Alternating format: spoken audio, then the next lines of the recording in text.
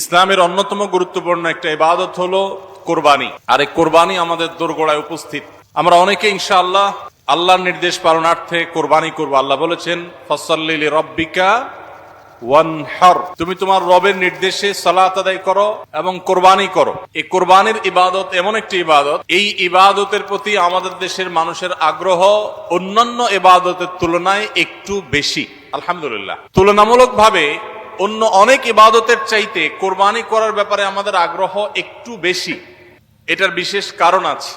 অন্যতম বড় যে কারণ সেটি হলো যে এটাকে আমরা উৎসব এবং কালচার হিসেবে নিয়েছি। সন্দেহ নেই এটা উৎসব, সন্দেহ নেই এটি কালচার, কিন্তু এটার প্রধান উদ্দেশ্য যদি ইবাদত না হয় তাহলে সেই আমল, সেই ইবাদতের, সেই ভালো কাজের বিনিময় আল্লাহর কাছে আশা করা যাবে না।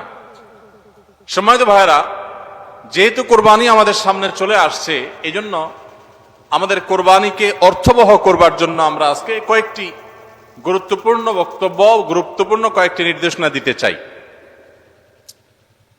প্রথম কথা হলো যে আমাদের কোরবানির উদ্দেশ্য যদি হয় ফ্রেশ গোশত আহরণ করা, আমাদের কোরবানির উদ্দেশ্য যদি হয় সমাজের মানুষের সামনে নিজের ইজ্জত রক্ষা করা, প্রতি বছর কোরবানি দেই, এবছর না দিলে মানুষ কি বলবে, বাচ্চারা কার মুখের দিকে চেয়ে থাকবে, আত্মীয় স্বজন, নতুন আত্মীয় স্বজন কি মনে করবে, এ সকল উদ্দেশ্য যদি আমাদের কোরবানির পেছনে কাজ করে তাহলে সেই কোরবানি আল্লাহর কাছে মাকবুল বা গ্রহণযোগ্য কোনো কোরবানি হবে না। কোরবানি প্রসঙ্গে আল্লাহ রাব্বুল আলামিন বলেছেন, ইন্নামা ইয়াতাকাব্বালুল্লাহু মিনাল মুত্তাকিন, আল্লাহ তাআলা শুধুমাত্র মুত্তাকিদের ত্যাগ, তাদের উৎসর্গ, তাদের কোরবানি, তাদের স্যাক্রিফাইস, এটা আল্লাহ তাআলা কবুল করবেন। অতএব যাদের ভিতরে তাকওয়া নাই তাদেরটা আল্লাহ তাআলা গ্রহণ করবেন না, কবুল করবেন না। আমরা যে আয়াত পড়েছি সেই আয়াতও দেখেছি, আল্লাহ রাব্বুল আলামিন ইরশাদ করেছেন যে আমাদের কোরবানির রক্ত, আমাদের কোরবানির পশুর গোশত, এর কিছুই কি আল্লাহর কাছে যায়? কিছুই আল্লাহর কাছে যায় না।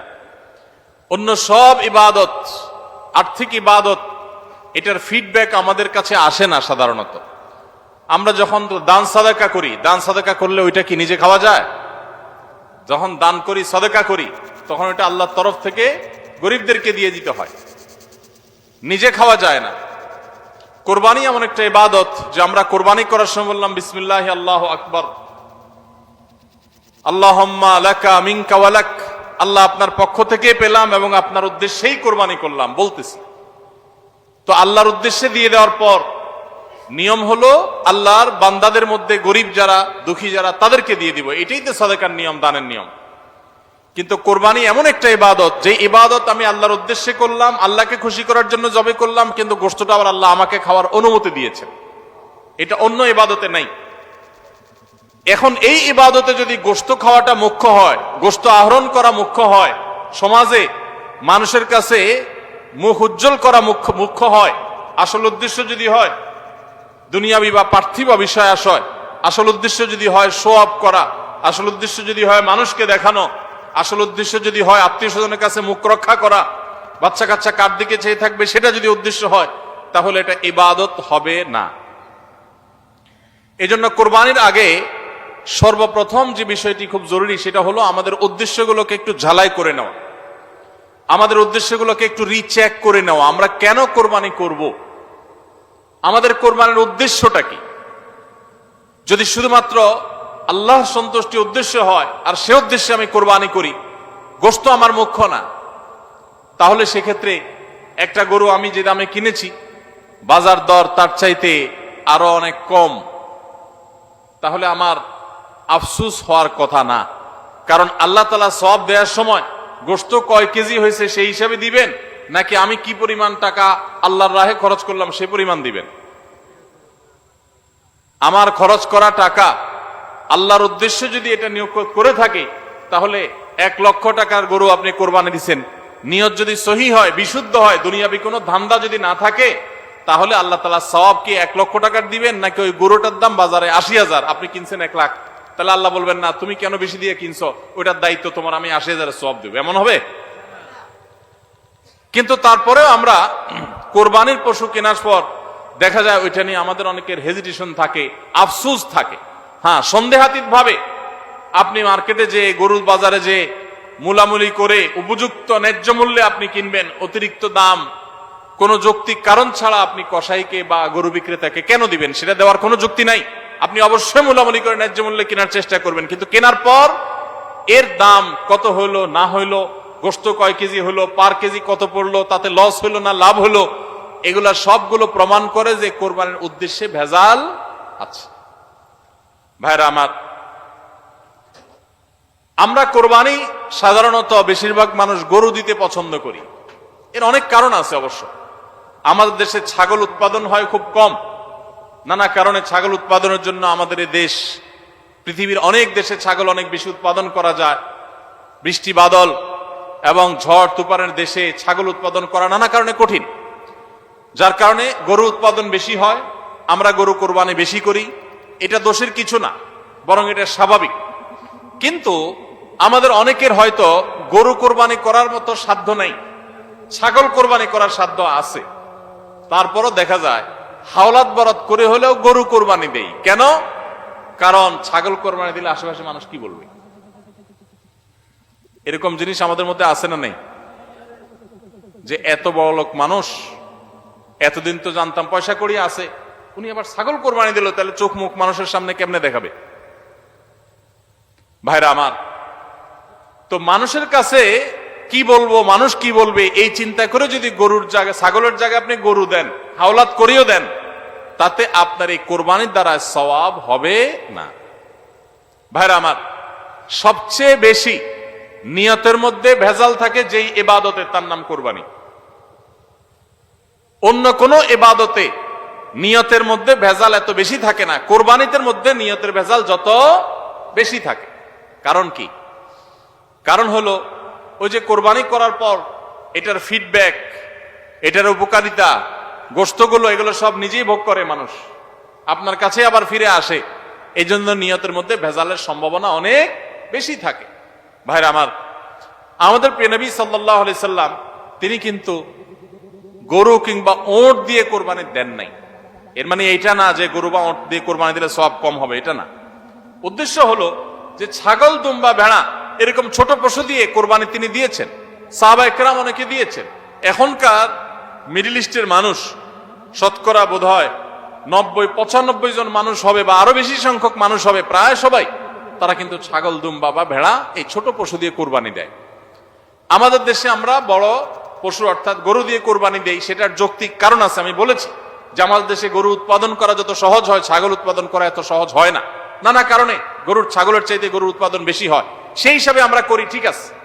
কিন্তু যদি উদ্দেশ্য হয় বড় পশু কোরবানি করে আমি বড় কোরবানি দাতা জাহির করব নিজেকে, তাহলে এর মাধ্যমে সওয়াব হওয়া তো দূরের কথা, মানুষ দেখানো ইবাদত করার কারণে শিরকে আসগরের গুনাহ হওয়ার আশঙ্কা আছে।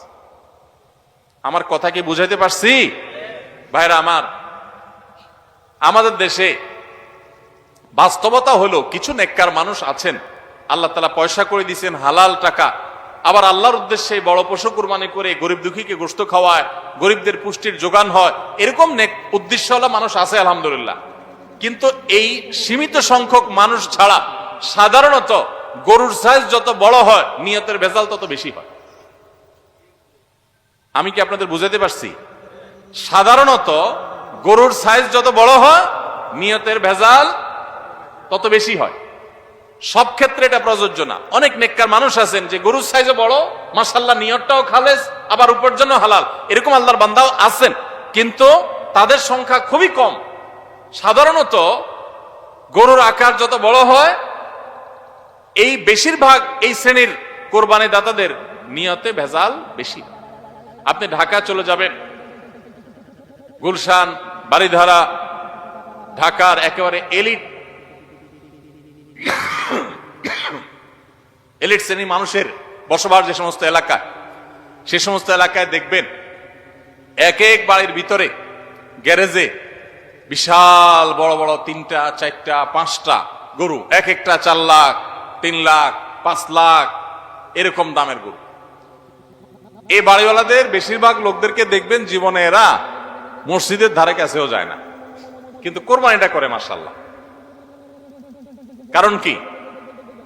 একে তো কোরবানি করে গরিব দুঃখী লাইনে দাঁড়ায় থাকবে, আপনার চেয়ারে বসে বসে গরিব দুঃখীরে কোরবানি গোশত দেব, ভালোই তো লাগে। একটা বাকাওয়াতি জাহির হয়, দানবীর সেটা জাহির করা যায়, উৎসব হয়, আনন্দ হয়। আমি আগে বলেছি কোরবানি এটা উৎসব, কোরবানি একটা ইবাদত, এটা ইসলাম এবং মুসলমানদের সংস্কৃতি, সন্দেহ নেই। কিন্তু সব কিছুর উপরে ইবাদতের মানসিকতা প্রাধান্য থাকতে হবে। কারণ ইব্রাহিম আলাইহিস সালাম যে কোরবানি করেছিলেন, সেই কোরবানি মূলত আল্লাহর নির্দেশ পালনার্থে করেছিলেন। তিনি মূলত আল্লাহর কাছে প্রমাণ করেছেন বা আল্লাহর কাছে প্রকাশ করেছেন যে আল্লাহ যত আদেশ করেন, যত নিষেধ করেন সব তিনি মানবেন। এমনকি নিজের সন্তানকে কোরবানি করার নির্দেশ আল্লাহ করার পর সেটাও মানতে তিনি প্রস্তুত হয়েছেন। আল্লাহ সন্তান কোরবানি হইতে দেন নাই, কিন্তু তিনি পরীক্ষায় পাশ করে ফেলেছেন। এই কোরবানি আমাদেরকে শিক্ষা দেয় আল্লাহর আদেশ নিষেধ আমার যুক্তিতে ধরুক আর না ধরুক, আমার বুঝে খাটুক বা না খাটুক, আমার পক্ষে যাক আর বিপক্ষে যাক, আমার ভালো লাগুক আর না লাগুক, সর্বাবস্থা আমি আল্লাহর আদেশ নিষেধ মেনে চলবো। এটাই হলো কোরবানির প্রধান শিক্ষা। আল্লাহ তাআলা আমাদের সবাইকে সেই শিক্ষা মাথায় রেখে শুধুমাত্র আল্লাহকে খুশি করার উদ্দেশ্যে কোরবানি করার তৌফিক দান করুন। মেয়ে বিয়ে দিয়েছেন বা ছেলে বিয়ে করাইছেন, ব্যয়ের বাড়ি থেকে মেহমান আসবে, ব্যয়েরা জিজ্ঞেস করবে ব্যয় কি কোরবানি দিচ্ছেন, একটা ব্যাপার সেপার আছে।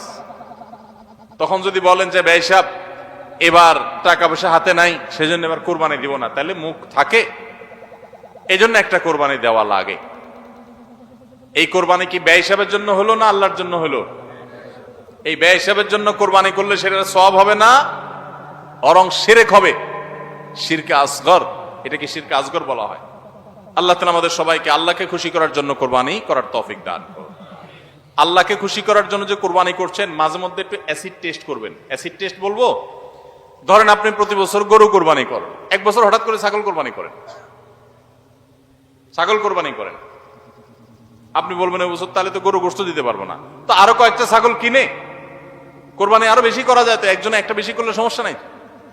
ছাগল অনেকগুলো কিনে গরিব দুঃখীদেরকে দিয়ে দেন, তারা কোরবানি করে তারা গোশত খায় ফেলাকে আপনার তরফ থেকে কোরবানি হয়ে যাবে। আপনি একটা ছাগল করেন, দেখেন এটা মানাইতে পারেন কিনা নিজেরে।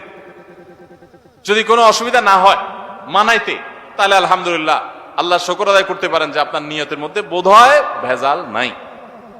আর যদি মনে হয় না প্রতি বছর গরু দেই, এবার ছাগল দিলে কেমনে হয়, মানুষ কি বলবে, তাহলে বুঝতে হবে ডাল মে কুচ কালা নেই, পুরা হি কালা হয়।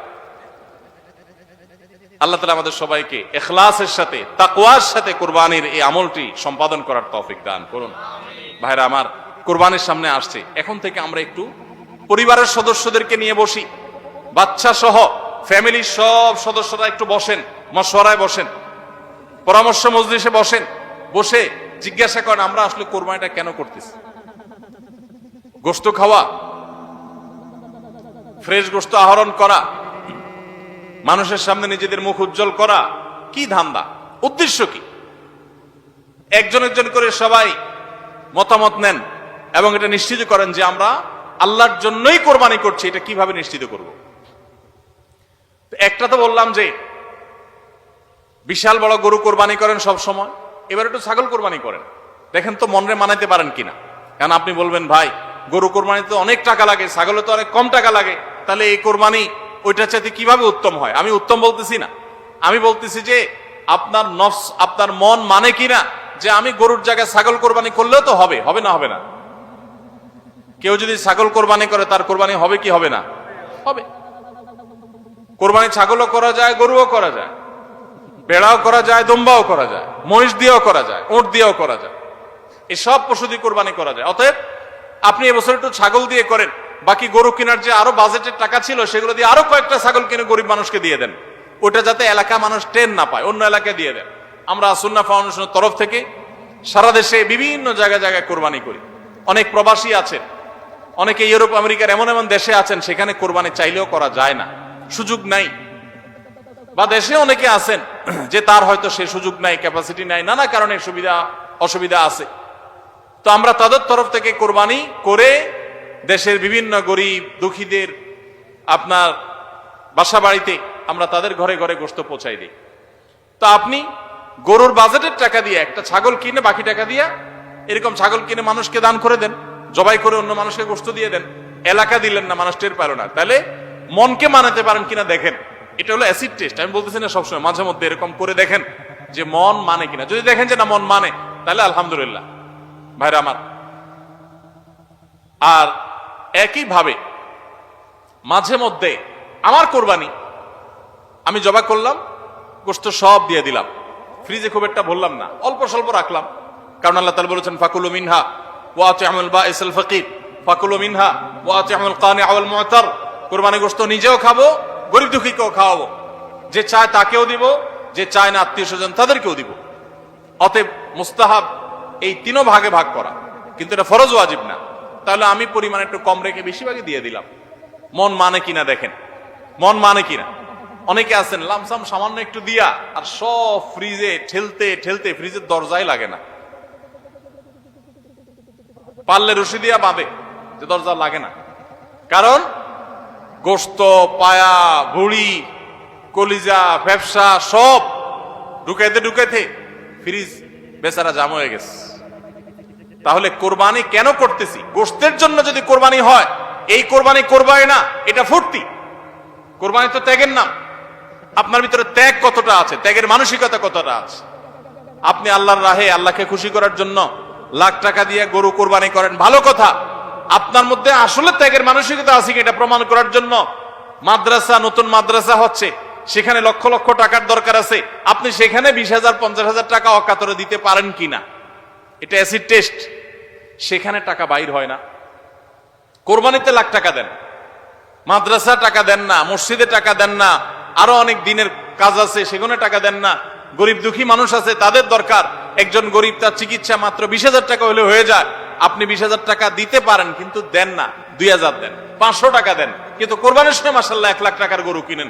যদি আল্লাহর জন্যই হয়, স্যাক্রিফাইসে যদি হয়, কোরবানিও করেন, ওখানেও দেন, কিন্তু কোরবানির সময় আসেন ওখানে নাই।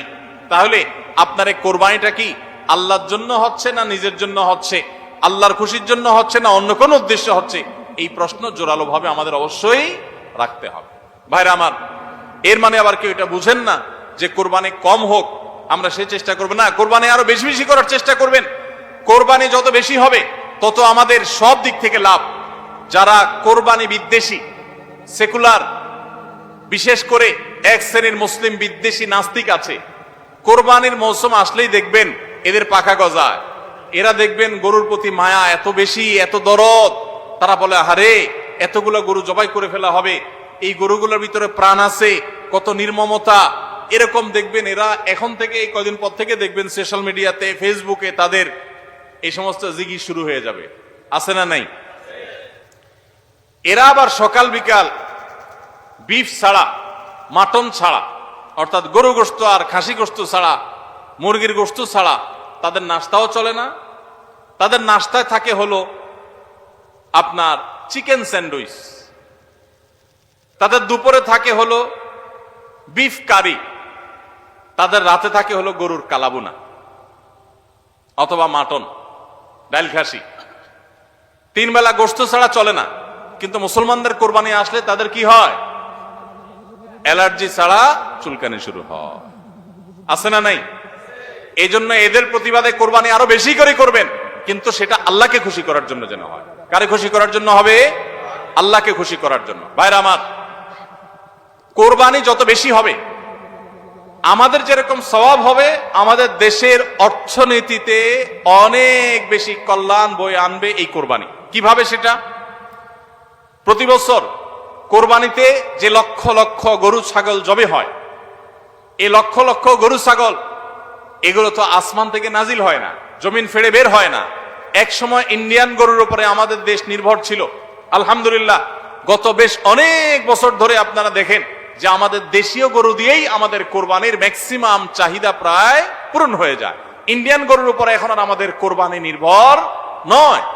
এই যে গরুগুলো উৎপাদন হচ্ছে, আপনি উত্তরবঙ্গে গেলে দেখবেন, আমি যাই বিভিন্ন সময়, সিরাজগঞ্জ যাবেন, পঞ্চগড় যাবেন, ঠাকুরগাঁ যাবেন, দিনাজপুর যাবেন, বিভিন্ন জায়গায় যাবেন উত্তরবঙ্গে, দেখবেন যে কৃষকরা তারা অনেকে গরু পালন করছেন। আমরা সুন্নাহ ফাউন্ডেশন থেকে যখনই কোনো বিধবাকে, কোনো গরিব অসহায় মানুষকে স্বাবলম্বী করার জন্য বলি আপনাকে কোন জিনিসটা কিনে দিলে আপনার বা ভালো হয়, আপনি সেটা দিয়ে উপার্জন করতে পারবেন।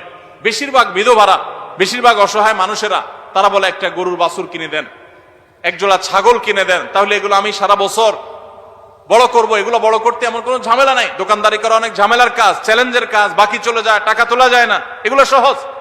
এই বাছুরটাকে আমি ঘাস খাওয়ায় বড় করব। কোরবানি মৌসুম আসলে এই 20,000 30,000 টাকা দিয়ে কিনা বাছুরটা আমি 70,000 80,000 টাকা বিক্রি করব, ডাবল হয়ে যাবে, আমার লাভ হবে। তাদের জন্য এটা সহজ। তো কোরবানির এই ইবাদতটা মুসলমানরা যেটা করেন এদেশে, এটার মাধ্যমে এদেশের আর্থ সামাজিক উন্নতি হয়। লক্ষ লক্ষ হাজার হাজার কৃষকের, পশুপালনকারীদের তাদের উপার্জনের মাধ্যম হয়। কোটি কোটি টাকা, মিলিয়ন মিলিয়ন টাকার ডিলিংস হয়, লেনদেন হয়, যেটা জাতীয় অর্থনীতির চাকা এটাকে ঘোরাতে সাহায্য করে। কোরবানির এই ইবাদত এটা আমাদের অনেক গরিব অভাবী মানুষের পুষ্টির যোগান দেয়। আপনারা জানেন অনেক গরিব মানুষ আছেন কোরবানির মৌসুমে মন ভরে একটু গোশত খাইতে পারেন, সারা বছর গোশতের দাম এত বেশি, তো বেচারারা কিনে খেতে পারেন না। তাহলে কোরবানির এই গোশত, কোরবানির এই উৎসব, এই ইবাদত, এটার মাধ্যমে পশুপালনকারীদের উপার্জনের মাধ্যম হয়। সারা বছর যারা অপেক্ষা করে কোরবানির সময় পশু জবাই করে, পশু বিক্রি করে আবার তারা পশুপালন করবে, এর মাধ্যমে তাদের আর্থিক যে অনটন আছে এটা দূর হয়, তাদের উপার্জনের মাধ্যম হয়। আবার গরিব অভাবী মানুষ যারা আছে, যারা পুষ্টির অভাবে থাকে, পুষ্টিহীনতায় থাকে, তাদের আমিষের অভাব থাকে, তাদের খাদ্যের মধ্যে আমিষ পরিমাণ মতো থাকে না, সেই লোকগুলোর এই কোরবানি উপলক্ষে এক একজন 2 কেজি 4 কেজি 5 কেজি গোশত পাইলে কয়েকদিন ধরে তারা আমিষ খেতে পারে, তাদের পুষ্টির যোগান হয়। ভাইরা আমার, এর মাধ্যমে লক্ষ লক্ষ কোটি কোটি টাকা লেনদেন হওয়ার কারণে দেশের অর্থনীতির চাকা সচল হয়। নানা দিক থেকে এর পার্থিব উপকারিতা আছে। যারা কোরবানির বিরোধিতা করে ওরা বসে বসে ওই মাটন কারি, ওই বসে বসে আপনার বিফ, বসে বসে চিকেন স্যান্ডউইচ, এবং বসে বসে তারা বার্গার খাওয়া ছাড়া আর কোনো কাজ তাদের নাই। এদেশের অর্থনৈতিক উন্নয়নের পিছনে তাদের কোনো ভূমিকা নাই। প্রবাসের যে রেমিটেন্স এদেশে আছে, যত রেমিটেন্স আসে, যেটি আমাদের দেশের অর্থনীতির চাকাকে সবচেয়ে বেশি সচল রাখে, গার্মেন্টস শিল্প একটা চাকা আর রেমিটেন্স আরেকটা চাকা, এই দুইটা চাকা আমাদের দেশের অর্থনীতিকে মূলত সচল রাখে। সবচেয়ে বেশি বৈদেশিক মুদ্রা আমরা কামাই এই দুইটা মাধ্যমে। ভাইরা আমার, আপনারা নিশ্চয়ই জানেন চাঁদপুর এলাকার মানুষ আপনারা, এই চাঁদপুরে প্রায় প্রতিটা ঘরে ঘরে বিদেশি আছে না নাই? প্রত্যেকটা ঘরে ঘরে প্রায় অনেক প্রবাসী ভাইরা আছেন। এই প্রবাসী ভাইরা যারা আছেন, যাদের টাকায় এ দেশের অর্থনীতির চাকা চলে, তারা ম্যাক্সিমাম মিডল ইস্ট প্রবাসী বা মালয়েশিয়ান প্রবাসী, ম্যাক্সিমাম তারা মুসলিম কান্ট্রিগুলোতে শ্রম দিতে গেছেন এবং তাদের ঘাম ঝরানো টাকা দিয়ে এদের সচল হয়। আর এই দেশের আইন, এদেশের নিয়ম, এদেশের সংবিধান, এদেশের সবকিছুর ক্ষেত্রে সবচেয়ে বেশি পোদ্দারি করে হলো ইসলাম বিদ্বেষীরা, আর টাকাটা আনে সবচেয়ে বেশি ইসলামিস্টরা। যত মধ্যপ্রাচ্য প্রবাসীরা টাকা আনে, তাদের 99% তারা আলহামদুলিল্লাহ ইসলামকে ভালোবাসে, মহব্বত করে। আমি 10 বছর সৌদি আরবে প্রবাসী ছিলাম, আমি জানি। আমি মিডল ইস্টের বিভিন্ন দেশ ঘুরে ঘুরে প্রবাসীদের ব্যক্তিগত জীবন, তাদের চিন্তা দর্শন, এগুলোকে কাছে থেকে দেখার সুযোগ আমার হয়েছে। প্রবাসীদের যে টাকা এদেশের অর্থনীতির চাকা সবচেয়ে বেশি সচল থাকে। আমি ইউরোপ আমেরিকায় থাকা প্রবাসী ভাইদের প্রতি শ্রদ্ধা রেখে বলছি, তাদের মধ্যে অনেকে আছেন যারা দেশকে ভালোবাসেন, কিন্তু ম্যাক্সিমামের অবস্থা হলো যে তারা যদি ওই সমস্ত দেশে একবার যেতে পারে, তাহলে দেশের জমি জমা, বাড়ি গাড়ি যা আছে এগুলা বিক্রি করে ডলার করে হুন্ডির মাধ্যমে নিয়ে যায়। কারণ ওই দেশে তার একটা বাড়ি কেনা লাগবে, কারণ সে সেখানকার নাগরিক হয়ে যায়। আর মিডল ইস্টে যারা যায় তারা নাগরিক হইতে পারে না, এই জন্য ওখান থেকে একটা রিয়াল, একটা দেরহাম পারলে ওইটা বাঁচিয়ে দেশে পাঠায়। ঠিক না ঠিক? অতএব কোরবানির উৎসবের মাধ্যমে দেশের অর্থনীতির চাকা সচল হয়। প্রবাসীদের কষ্টার্জিত আয়ের মাধ্যমে দেশের অর্থনীতির চাকা সচল হয়। এদেশের অর্থনীতির চাকা সচল হওয়ার পেছনে সবচেয়ে বেশি ভূমিকা যাদের, তাদের বিরুদ্ধাচরণকারী যাদের কোনো ভূমিকা নাই, বসে বসে বার্গার খাওয়া ছাড়া, চিকেন আর বিফ কাট আপনার মাটন খাওয়া ছাড়া, যাদের আর কোনো কাজ নাই, এরাই কোরবানি আসলে গরুর জন্য মায়া কান্না শুরু করে। এজন্য এদের প্রতিবাদে আরো বেশি বেশি করে কোরবানি করবেন। আপনাদেরকে কোরবানি কম করতে বলি নাই, কিন্তু কোরবানির উদ্দেশ্য যেন হয় আল্লাহকে শুধু খুশি করা, সেটা নিশ্চিত করতে হবে। সবাই চেষ্টা করবো তো ইনশাআল্লাহ। আল্লাহ আমাদের সবাইকে আল্লাহর উদ্দেশ্যে কোরবানি করার তৌফিক দান করুন। তাহলে কোরবানি আসার আগে আগে নিজেকে নিজে জিজ্ঞাসা করবেন, পরিবারের সদস্যরা বসে নিজেদের মধ্যে পর্যালোচনা করবেন যে আমরা কোরবানিটা কেন করছি, আমাদের উদ্দেশ্যটা কি। আমাদের উদ্দেশ্য হবে আল্লাহর নির্দেশ পালনার্থে আমি আমার অর্থ করি এটা ব্যয় করলাম। একটা পশু কিনলাম, ঈদের আগের রাতে কিনবেন না, পারলে 2-4 দিন আগে কিনবেন। যত বেশি আগে কিনতে পারেন তত ভালো। কিনলে ওই পশুটাকে আপনি নিজে হাতে খাওয়াবেন, গোসল করাবেন, ওইটাকে পরিপালন করবেন, প্রতিপালন করবেন, ওটার প্রতি একটা মায়া হবে। এরপরে সেই পশু যখন জবে হবে নিজের কাছে একটু খারাপ লাগবে। এটা এক ধরনের স্যাক্রিফাইস। ফজর নামাজ যখন পড়বো মনে চায় না, তারপরেও কষ্ট করে উঠে পড়বো, এটা স্যাক্রিফাইস। তো কোরবানির এই ইবাদত আমাদেরকে স্যাক্রিফাইস এবং ত্যাগ শিখায়। আল্লাহকে সন্তুষ্ট করার জন্য আমরা যেই কোনো ধরনের স্যাক্রিফাইস করার চেষ্টা করব। আল্লাহ আমাদের সবাইকে তৌফিক দান করুন। ভাইরা আমার, আমাদের কোরবানি যেন অর্থবহ হয়, বিশুদ্ধ হয়, এবং আমাদের কোরবানি যেন ত্রুটি মুক্ত হয়, এই ইবাদতের সওয়াব যেন আমরা আল্লাহর কাছে লাভ করি। সেজন্য দ্বিতীয় যে পরামর্শ দিতে চাই বা যে দ্বিতীয় আমলটি কথা বলতে চাই সেটি হলো কোরবানির পশু এটা যারা বানাবে সে সমস্ত কসাইদেরকে উপযুক্ত মজুরি আমরা দিব, তাতে কোনো কার্পণ্য করব না। কিন্তু কোরবানির পশুর কোনো গোশত মজুরি হিসাবে দেওয়া যাবে না। কোরবানির পশুর গোশত যদি মজুরি হিসাবে দেন তাহলে সেটা জায়েজ হবে না, আপনার কোরবানি হবে না। কোরবানির পশুর গোশত এটা যে কসাইরা বানায়, সে কসাইদেরকে কোরবানির পশুর গোশত থেকে কিছু দেওয়া যাবে না। এখন আপনি বলবেন, ভাই কেমন কথা, যেই বেচারা কোরবানির পশুটা জবে করলো, গোশতটা প্রস্তুত করলো, চামড়াটা ছিললো, এত কষ্ট করে বানাইলো, গোশতগুলো সব নিয়ে বাসা তুলে যাবো আর তার কিছুই দিব না, কেমন হয়? দেখতে মনে হচ্ছে এটা অমানবিক না? আসলে কাহিনী ভিন্ন। কাহিনী কি? কাহিনী হলো কোরবানির পশু আমরা যখন জবাই করলাম বিসমিল্লাহ আল্লাহু আকবার আল্লাহুম্মা মিনকা ওয়ালাক, এটা যখন জবাই করলাম আল্লাহর নামে, তখন এই পশু আল্লাহর নামে জবে হয়ে গেছে। এটা মূলত যেটা বললাম গরিব দুঃখীকে দেওয়ার কথা। কারণ আমরা যখন যাকাত দেই, সাদেকা দেই, তখন কি ওটা নিজে খেতে পারি? আর তাহলে কোরবানির গোশত তো খাইতে পারার কথা না, কিন্তু আমরা খাইতে পারতেছি কেন? আল্লাহ তাআলা এই একটা আর্থিক ইবাদত আল্লাহ কবুল করেছেন। আমরা যখন সহিহ নিয়তে যদি করে থাকি আল্লাহ কবুল করে, এরপর বলেন ঠিক আছে তোমাকে দিলাম, তুমি খাও আমার তরফ থেকে, আল্লাহর তরফ থেকে এবার আমি খাই। তো এই কোরবানির গোশত এটা বিক্রি করা জায়েজ আছে না জায়েজ নাই? না জায়েজ। কেন জায়েজ নাই? কারণ এটা তো ওই যে আল্লাহ আমাকে হাদিয়া দিয়েছেন গ্রহণ করার জন্য, আল্লাহর নামে দিয়ে দিয়েছি, এটা আমি বিক্রি করার সুযোগ নাই। এখন কসাইকে যদি আমি গোশত দেই পারিশ্রমিক হিসাবে, তাহলে এটা একরকম বিক্রি করার মতো হয়। কিভাবে? তিনি কষ্ট করেছেন, তাকে তার বিনিময়ে দিলাম, তাহলে বিক্রি করার মতোই হলো। আমি গোশতটা তাকে একটা বিনিময় নিয়ে দিলাম, গোশত দিয়ে টাকা নিলাম, বিক্রি করা এটা, এখানে গোশত দিয়ে শ্রম দিলাম, একই জিনিস। এই জন্য এটা জায়েজ নাই। তাহলে কি করবেন? কসাইকে তার ন্যায্য মূল্য দিবেন। একটা গরু বানানোর জন্য যা লাগে তা পুরাটা দিবেন এবং আগে ভাগে এগুলো চুকায় নিবেন। মুশকিল হলো কসাইরা জানে যে একটা গরু বানাইতে হয়তো বাজার দর অনুযায়ী সে 10,000 টাকা নিত, এখন সে 8,000 রাজি হয়ে গেছে।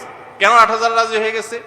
কারণ সে জানে তার সাথে আরো যে 3-4 জন থাকবে, সবাইরে আপনি কমপক্ষে এই 4 জনকে যদি 2 কেজি করে বা 3 কেজি করে গোশত দেন, তাহলে 3-4 12 কেজি হবে।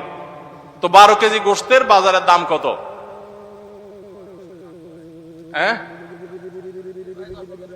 তাহলে চিন্তা করবে সে যে আমার তো এদিক দিয়ে 2,000 টাকা ছাড় দিলাম আর পাইলাম তার চাইতে আরো অনেক বেশি।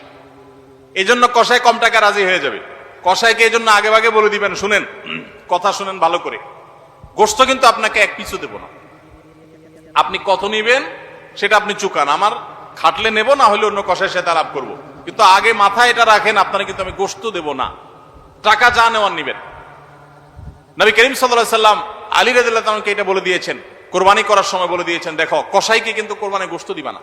কোরবানি গোশত শুধু না, কোরবানি পশুর কোনো কিছু বিনিময় সে দিবা না, তাকে টাকা দিবা আলাদা, যত টাকা লাগে সেটা দিবা, গোশত দিবা না, তাহলে বিনিময় হয়ে যাবে, এটা জায়েজ হবে না, তোমার কোরবানি হবে না। এই জন্য ভাইরা এই জিনিসটা আমাদের সাবধান থাকতে হবে, কসাইকে কোরবানি গোশত বিনিময় হিসাবে দেওয়া যাবে না।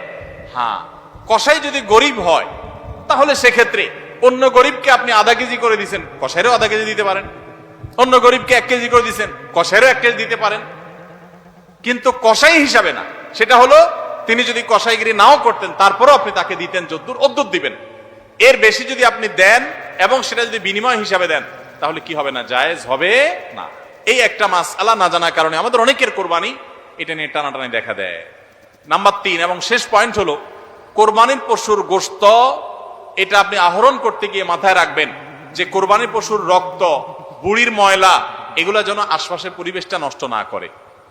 আমরা অনেক সময় দেখি কোরবানির ঈদের 2 দিন 4 দিন 5 দিন পর পর্যন্ত রাস্তাঘাট দিয়ে চলা যায় না দুর্গন্ধের চোটে, ঠিক না বেঠিক? এবং কোরবানির মৌসুমে প্রায় বিভিন্ন বছরে দেখি আমরা বন্যা হয়, এই ময়লাগুলো পানির সাথে বিভিন্ন জায়গায় ছড়ায় পড়ে।